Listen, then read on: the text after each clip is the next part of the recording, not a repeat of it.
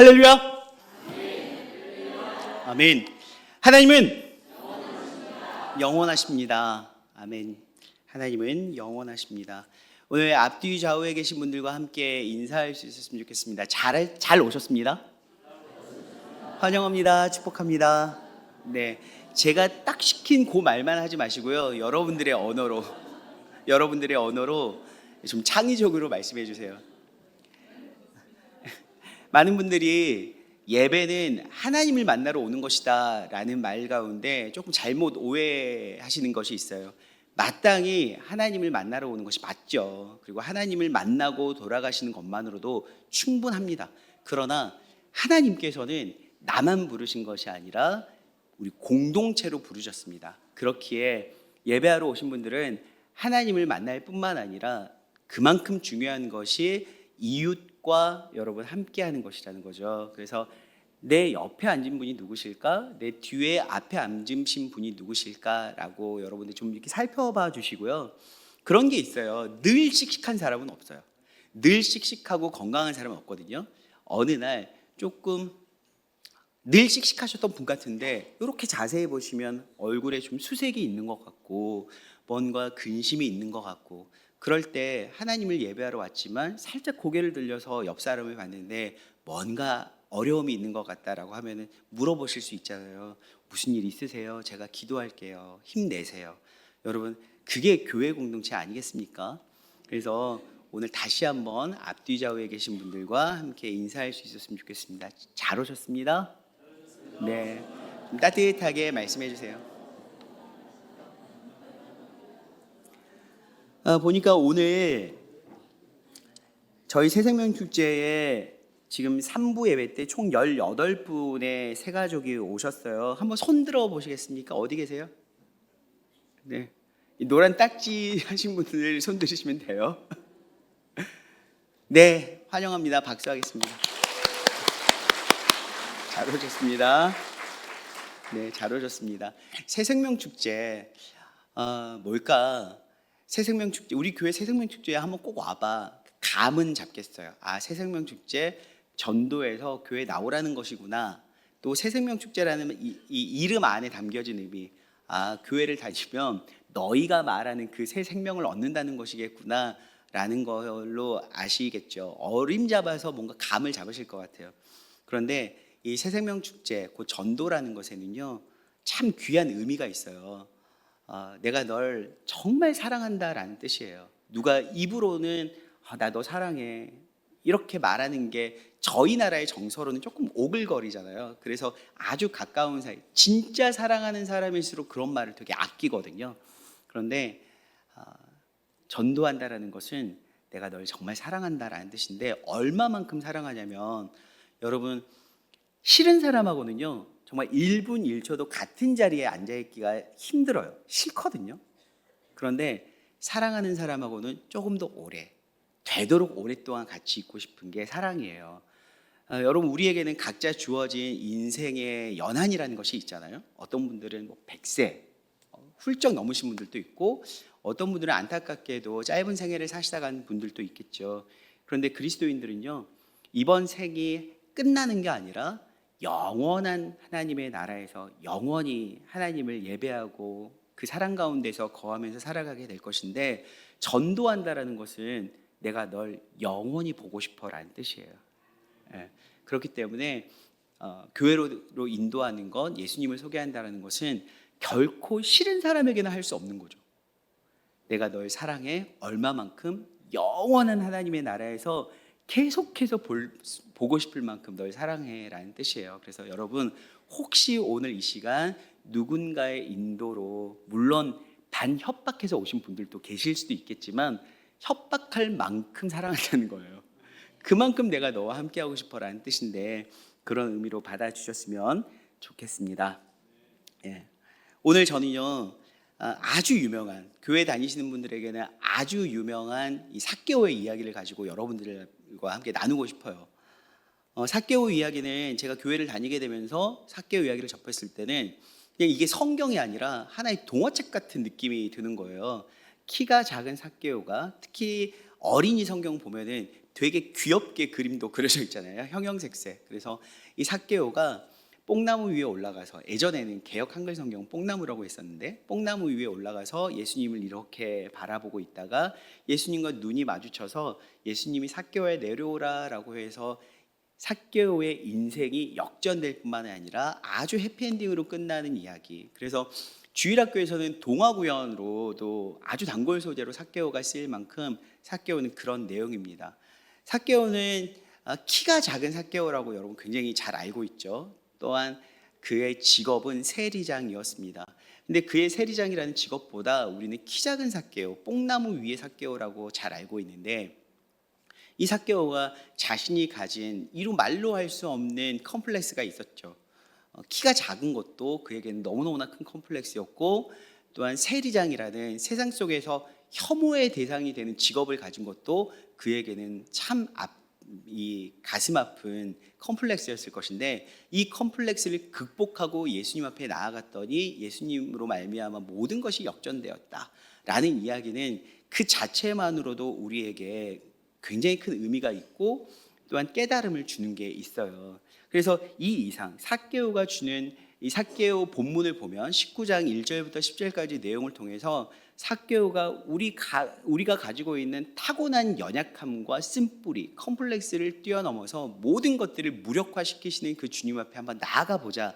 이 말씀만으로도 우리는 굉장히 큰 성경 속에서 깨달음을 가지고 갈 수 있겠지만, 하지만 삭개오의 이야기에는 더 깊은 진리가 숨겨져 있더라는 것이죠.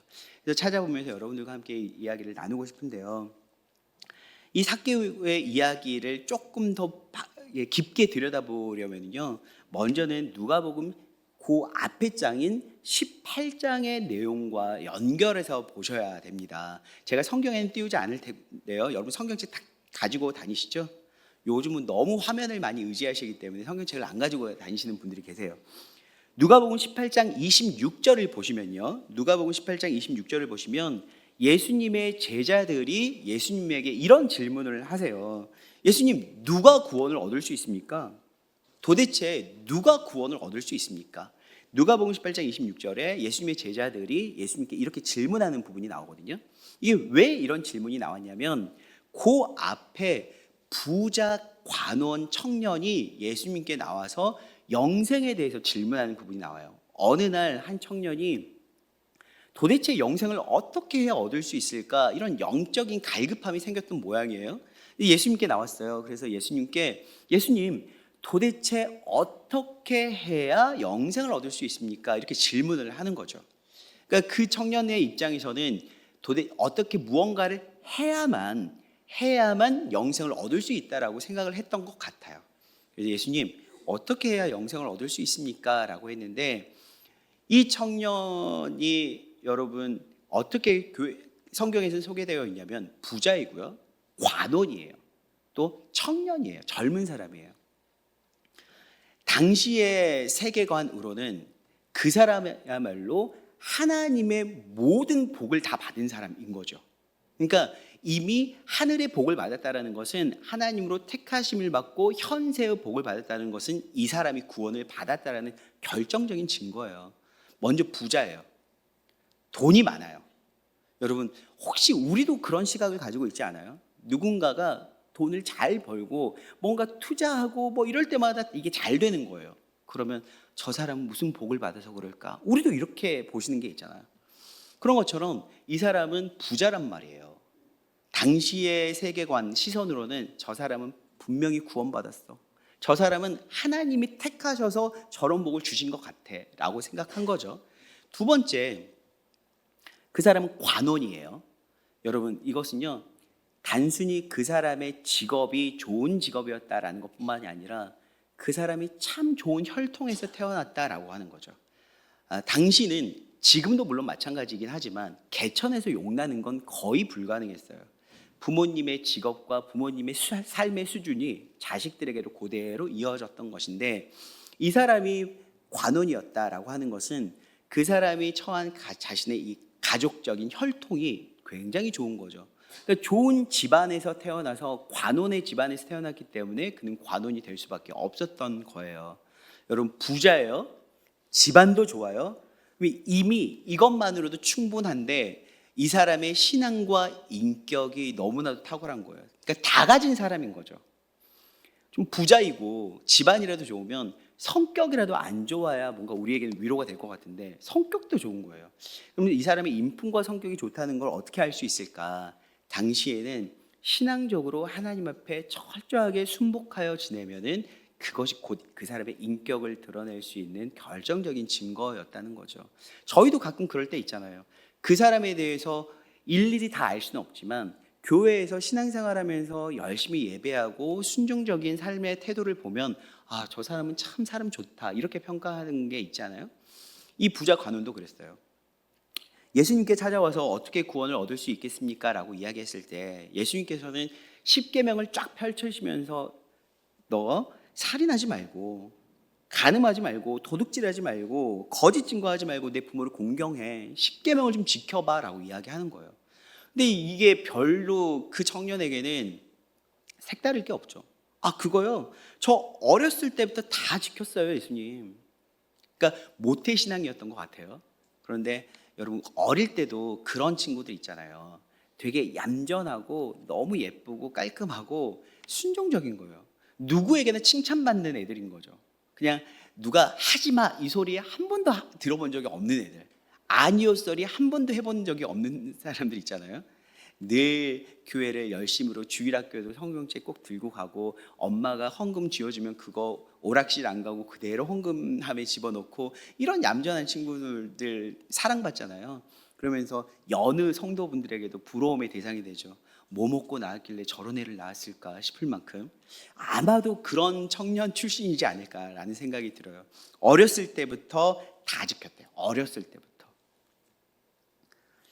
그래요. 예수님께서 근데 이렇게 말씀하세요. 아, 그렇구나. 너 대단한데?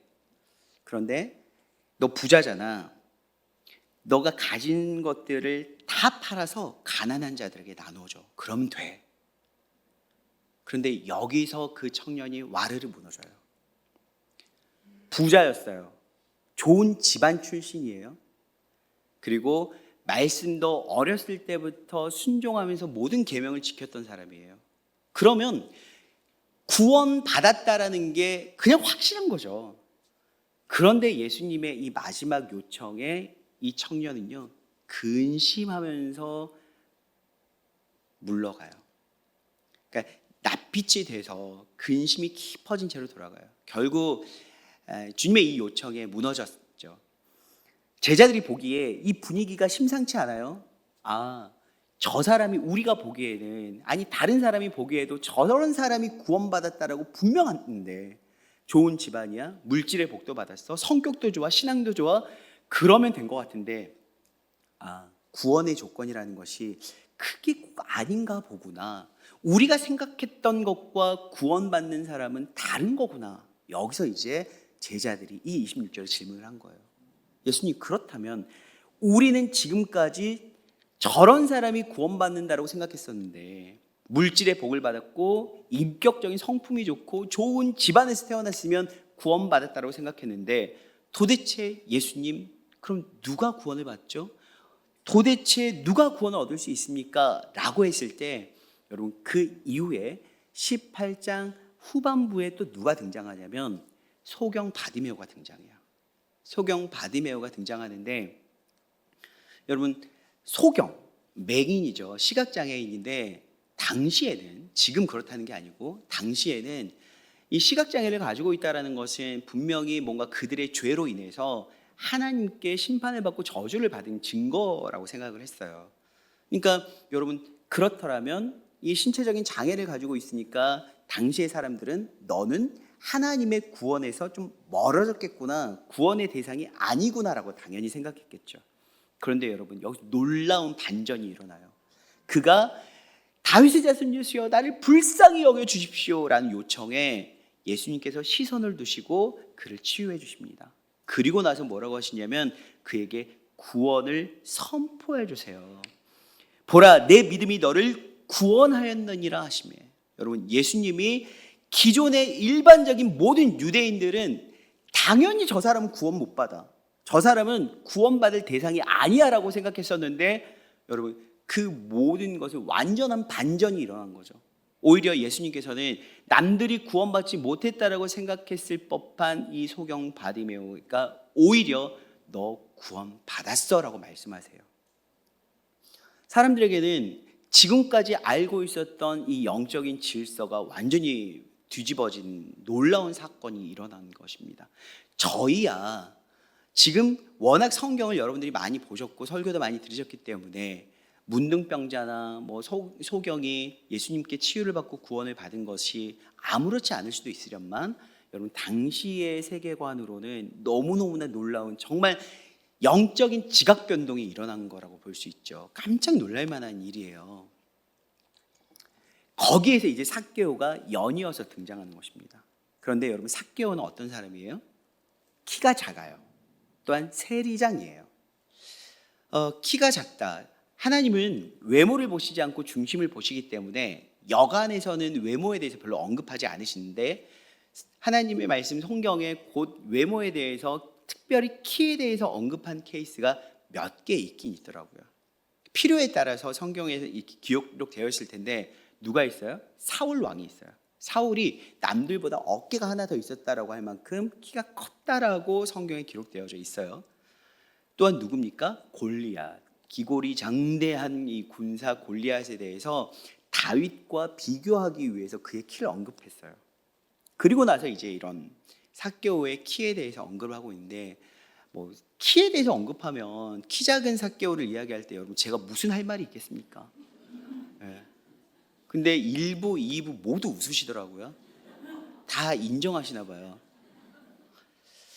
네, 어찌됐건 키가 작은 삭개오. 키가 작다. 도대체 얼마나 작았길래 성경에 이런 게 기록되었을까 싶은데, 많은 신학자분들이나 목회자들이 당시 지중해 연안에서 키가 작은 기준을 뭐라고 했냐면 키가 140에서 150. 키가 140에서 150. 그래서 사람들이 그냥 키가 작은 게 아니라 이 사람은 장애가 있었을 것이다 라고 생각을 해요. 그러니까 키가 작은 장애를 가지고 있는 사람이었을 것이다 라는 생각한 거죠. 그러면 동일선상에서 보았을 때 소경 바디메오처럼 그도 신체적 장애를 가지고 있기 때문에 뭔가 그가 죄를 지었고 하나님의 저주를 받아서 저런 장애를 가지고 있게 되었구나라고 생각을 하게 된 거죠. 근데 두 번째, 바디메오는 어찌됐건 그의 신체적인 결함 때문에 생계를 유지하기 위해서는 길거리에 나아가서 구걸을 했었어야 됐거든요. 그래서 누군가의 긍휼을 얻으면 오늘 하루 근근히 먹고 살아갈 수밖에 없는 삶이었죠. 그런데 여러분, 그거 있잖아요. 저 사람이 어떠한 이유 때문에 저런 아픔 가운데 놓여 있는지는 모르겠지만 그래도 좀 짠한 거 있잖아요. 일단 구원과 이런 건 놔두고서라도 불쌍하잖아요. 그래서 그를 돕고 싶고 좀 잘 됐으면 좋겠다라는 생각도 들 수 있을 텐데, 오늘 이 삭개오는 한 발 더 나간 사람이에요. 신체적인 결함으로 키가 작을 뿐만 아니라 거기서 끝났으면 오히려 좀 긍휼히 여길 수도 있을 텐데, 그는 혐오스러운 직업인 세리장이라는 직업을 갖고 있는 거죠. 동족의 혈세를 탐해서 착복해서 그걸로 부와 명예를 누리고 있는 사람이기 때문에 많은 사람에게 있는 대로 욕을 먹는 사람, 저주의 대상이었어요. 그러면 소경 바디메오도 구원을 받지 못할 거라고 생각했던 사람이라면 삭개오는 어떤 사람일까요? 훨씬 더 천리말리 구원에서 멀어진 사람이 삭개오예요. 그러니까 오늘 이 삭개오는 누가 구원을 얻을 수 있습니까? 라는 질문에 대한 예수님의 답변의 연속선상에 있는 거죠. 전혀 구원을 받을 수도 없고, 아니 저 사람은 구원을 받아서도 안 되라고 생각하는 사람이 삭개오였어요. 그런데 여러분 어때요? 오늘 예수님이 그를 품어주세요. 오늘 예수님이 뜻밖의 말씀을 하세요. 내가 너의 집에 유하여야겠다, 내가 너희 집에 머물러야겠다 정도가 아니라 내가 너와 먹고 마실 뿐만 아니라 내가 너희 집에서 좀 지낼게. 여러분, 이건 무엇이냐면 당시 유대인의 관습으로 봤을 때 나 너의 가족과 친구가 될게 라는 말이에요. 여러분, 하나님의 저주를 받았고 아니 오히려 좀 멀리하고 싶고 되도록이면 상종하지 말아야 할 것으로 불문율처럼 여겨진 이 세리장 삭개오에게 예수님께서 가족처럼 지내겠다라고 하시는 거죠. 그리고 더 나아가 9절을 보시면요, 오늘 구원이 이 집에 이르렀다라고 선포하세요.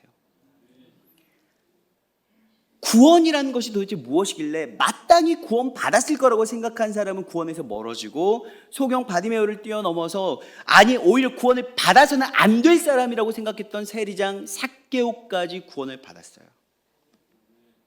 여러분, 오늘 저는 여러분들과 몇 가지 키워드를 가지고 좀 이야기를 하고 싶은데요, 사람들의 편견과 선입견, 그 수군거림, 오히려 그것이 누군가의 구원을 가로막았거든요. 특별히 소경 바디메오도 예수님께 나 좀 봐달라고 도와달라고 소리소리 지를 때에 그걸 가로막고 억눌렀던 사람이 누굽니까? 주변에 멀쩡한 사람들이에요. 그 사람들이 잠잠해, 조용해, 입 닥쳐. 너 같은 게 어떻게 여기 와가지고 이래? 예수님, 여러분 삭개오 어떻습니까? 그는 그가 가진 직업 때문에도 그렇고 그의 신체적인 문제 때문에도 그렇고요, 그는 평생을 외로움과 고독함에 싸웠어야 됐을 거예요. 집 밖을 나가면 사람들이 손가락질하면서 입에 담을 수 없는 험한 욕을 해요. 평생을 그런 마음, 이 악물고 내가 그럼 돈이라도 벌어봐야 되겠다. 남들이 손가락질하고 그럴 거 어차피 욕먹는 거 내가 돈이라도 벌어서 좀 잘 살아봐야지. 돈을 열심히 벌어요. 남들이 손가락질하면서 세금 가지고 내 부를 쌓아 가지면, 그러나 이게 내 영적인 목마름을 해결해 주지 않아요. 여러분, 외로울 때는 연애하면 해결될 것 같은데 연애하니까 해결되던가요? 결혼하면 해결될 것 같은데 결혼하니까 여러분의 삶의 문제가 다 해결되던가요? 어느 정도 돈 벌어서 내 집장만 하면 그래도 해결될 것 같은데 해결되던가요? 사람도요, 돈도 아무것도 하나님으로만 채울 수 있는 그 공간만큼은 사실 해결되지가 않아요. 삭개오도 그랬을 것 같아요. 삭개오가 여러분 주님을 만나고 싶어요. 왜냐하면 인생 가운데 어떤 것으로도 해결할 수 없는, 특히나 남들이 그렇게 부러워할 만한 많은 돈으로도 자신의 인생의 그 곤고함과 공허함은 해결할 수가 없었던 거죠. 특히나 많은 사람들의 이 수군거림은 오히려 주님 앞에 나아가면서 장애물이 되었던 것 같아요. 저는 오늘 이 시간이 삭개오가 주님을 만나서 주님만으로 이 만남이 그의 인생을 완전히 전복시킬 만한 반전의 충만한 은혜의 시간이 되기를, 여러분들에게도 그런 시간이 되기를 소망합니다. 여러분, 제가 완도에 내려와서 너무 많이 들었던 이 말 때문에 거의 이 단어 알러지가 생겼어요. 무슨 말이냐면 지역사회. 지역사회라는 말을 가는 곳마다 만나는 분들마다 한 거예요. 목사님, 여긴 지역사회에서 말 조심하셔야 돼요. 여긴 지역사회에서 뭐 하셔야 돼요. 지역사회 하는데 도대체 지역사회가 뭔데 이렇게 지역사회 하는 거야. 그러면서 정말 불편함으로 다가오는 거예요. 근데 저는 이제 막 왔으니 제가 뭘 경험했겠어요. 그런데 이곳에서 목사님 지역사회니까요 라고 하셨던 분들은 그 지역사회의 쓴맛을 경험했을 거 아니에요? 교회인데, 여기가 하나님의 사랑이 충만한 교회인데 와도 외로워요. 교회를 와도 이상하게 외로울 때 있지 않아요?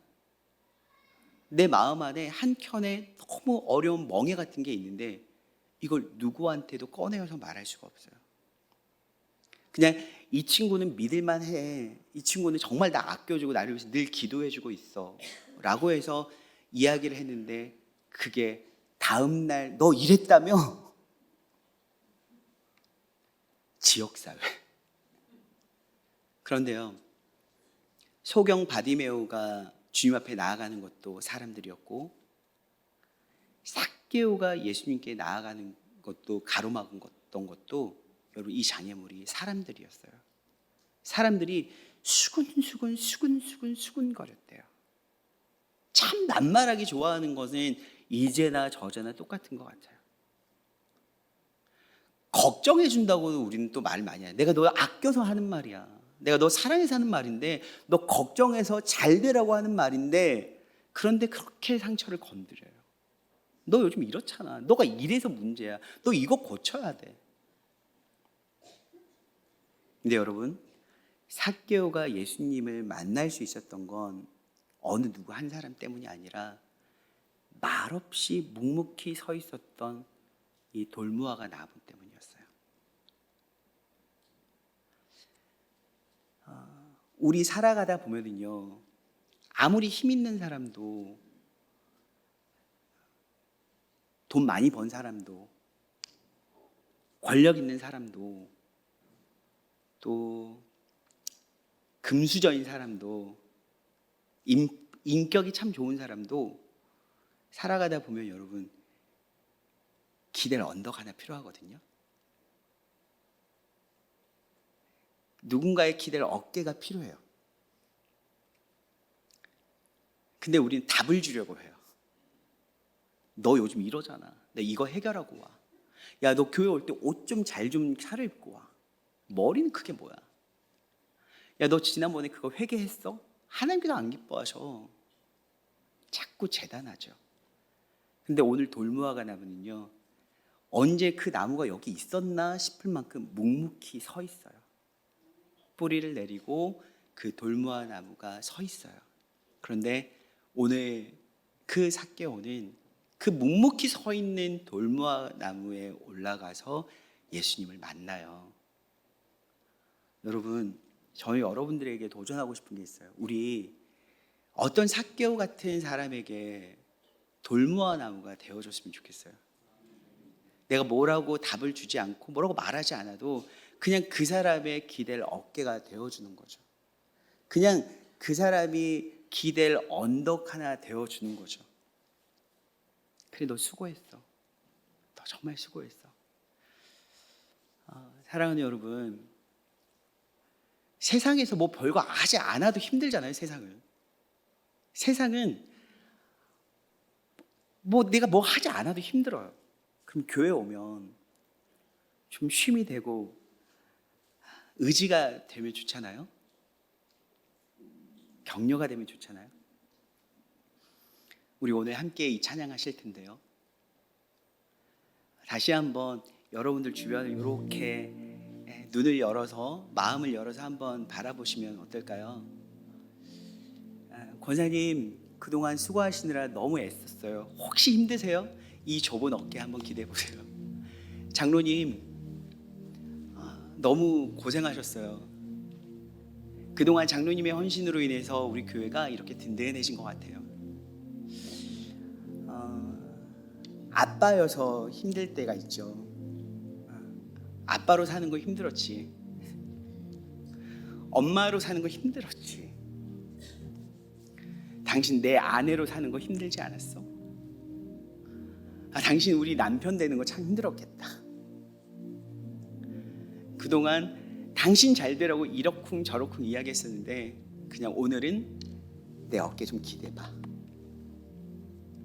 내가 당신의 기댈 어깨가 되어줄게. 기댈 언덕이 되어줄게. 오늘 이 시간 함께 우리가 이 찬양 부르면서 말하지 않아도 좋아요. 그냥 손 지그시 잡아주시거나 묵묵히 기도해 주시는 시간이 되었으면 좋겠습니다. 함께 좌우를 보시면서 바라보실까요?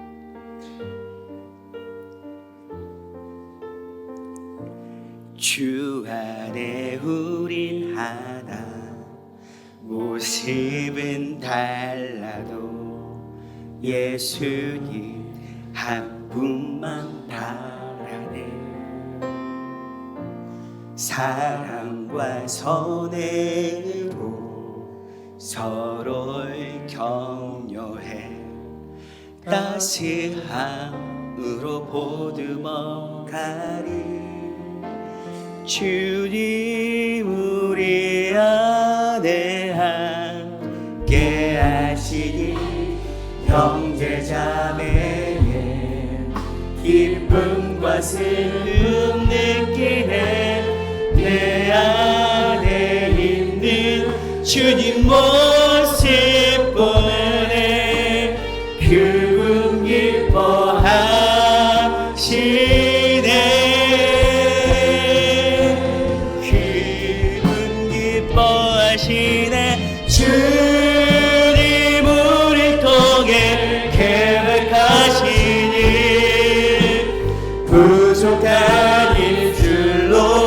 찬양하게 하시니 주님 우리 통해 계획하시니 너를 통해 하실 기대해. 아멘. 여러분 오늘 이 시간에는요 여러분들에게 좀 자유로운 시간을 드릴게요. 혹시 나 이분을 축복하고 싶었는데 오늘 이 시간 용기를 내어서 좀 다가가서 찾아가서 축복하기를 원하시는 분들은요 자리를 이동해서 축복하셔도 좋을 것 같습니다. 여러분 오늘 이 시간 움직이시면서 그에게 찾아가셔서 좀 안아주시고요, 격려도 해주시고요, 손도 잡아주시면서 너 참 힘들었지, 수고했다, 내 어깨에 기댈래? 함께 축복하시면 좋겠습니다.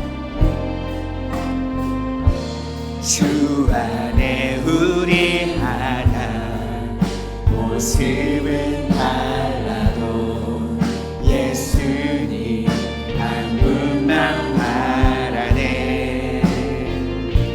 사랑과 선의 축복합니다.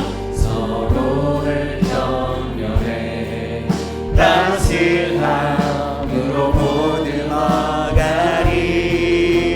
주님 우리 안에 함께 하시니 가운데 자매의 기쁨과 슬픔을 기대 내 안에 있는 주님 모습 보내 기분 기뻐하시네.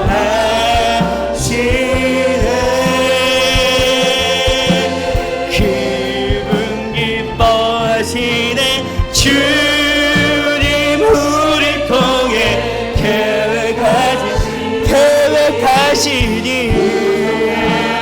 입술로 찬양하게 하시니 주님 우리 통해 계획하시니 너를 통해 하실 기대해. 주님 우리 통해 주님 우리 통해 계획하시니 부족한 입술로 찬양하게 하시니 주님 우리 통해 계획하시니 너를 통해 하시니. 다시 한번 주님 우리 통해 주님 우리 통해 계획하시니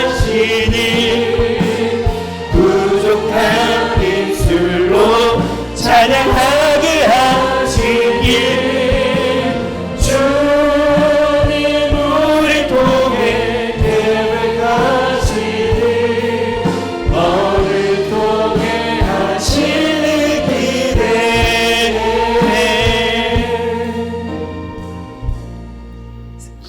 사랑하는 주님,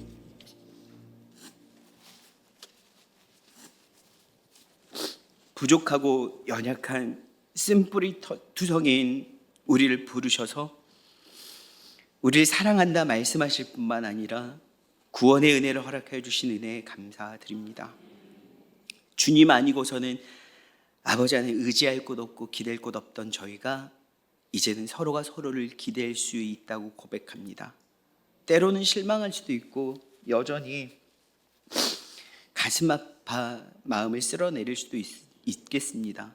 그러나 내가 누군가에게 부족하나 누군가에게 돌무화과 나무가 되길 원합니다. 기댈 어깨, 기댈 언덕이 되어 잠시 쉼이 되는 사람이 될 수 있도록 도와주시옵소서.